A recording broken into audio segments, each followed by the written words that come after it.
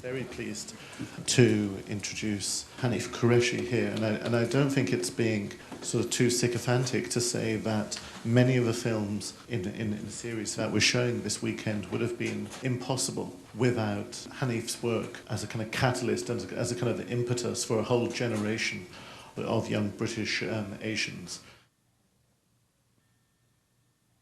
It's very traumatic if you're an immigrant, obviously, and you would know that. But one of the things that I noticed amongst the young kids who became fundamentalists that I wrote about in this film and also in the Black Album was that their parents had come to the West, but the kids wanted to remain Muslims because they wanted to identify with their community and with their family.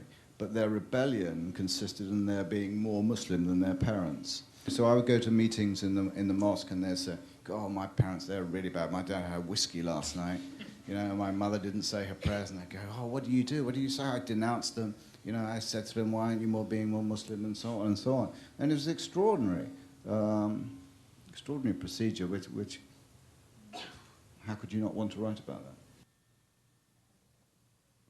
It's always seemed to me to be an enormous shame that there are certain versions now of Islam that do disavow another tradition of Islam, which is you see in things like works like the Perfume Garden, and particularly in the 1001 Nights. If you actually read the 1001 Nights, it's a filthy read, and it's full of sexual pleasure and you know, all kinds of low and vulgar comedy and humour.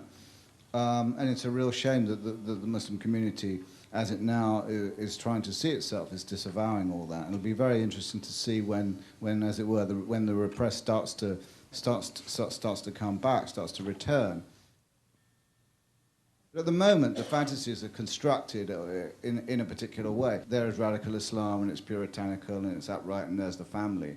And on the other hand, there's the West. It's a corrupt stew of drug-taking, you know, hedonistic idiots. And these two views seem to me to be not only not necessarily clashing with one another, but actually to be producing one another. I mean, my family in Pakistan would say, oh, that is terrible in the West, you're all on drugs, you're all fucking all the time, what a terrible place, but we can't wait to get there. People love to live in religions, because religions are so constraining. It's fantastically comforting to know where you are, to live in this narrow world, you know, where all the rules are so clear. Those of us who are liberals whirl in a sort of meaningless vertigo of doubt all the time, you know. But if you're religious, I guess you know where you are all the time, don't you? You know where you're going and you know what you're doing, and they tell you to do this and they tell you to do that. It's fantastic, you know. I love that. It's actually like being taken on a coach trip when they say, we're stopping here, you know, and you get your tea, and you get back in the coach, and then you go to the seaside. I love all that. It's fantastic. But of course, when you begin to think outside of it, then it begins to get dangerous, and they begin to hate you, and the whole thing can become traumatic. Particularly with regards to sexuality, which is so painful and difficult for all of us, and so hateful for most of us to have to live with. You know, in religion, at least, there's a good state of continuous repression all over that a lot of people quite clearly enjoy and quite clearly need. So I wouldn't underestimate it.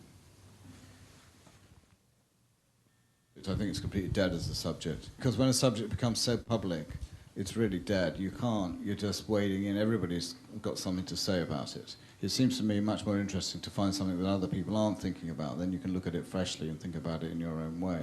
You know, once it's in the news and all of that, everybody started ringing me up, will you do a film about Muslim this, Muslim that, you know, and I said, no, absolutely not, it's pointless now, it's over. You know, it's like when I did My Beautiful Laundrette, there were no other gay films like that around then, you know, and then, you know, now all films are gay.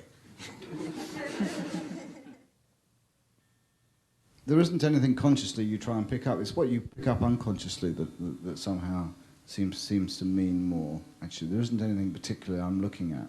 I try and wander around the world in a sort of, in as unconscious a state as possible now. I mean, in a way, people often say, do you do research or do you look for experience? And I think, well, experience has already happened to me. I've had loads of experience at home, you know. At home with arguing with my wife, that's experience to me. So I guess I'm not really interested in looking for things, but just finding things here and there, and then making a story out of it. I believe you can make a story out of anything that's trivial or anything that's insignificant, that suddenly you can illuminate it with a little bit of light through because of the way you look at it. It works that way around, I think.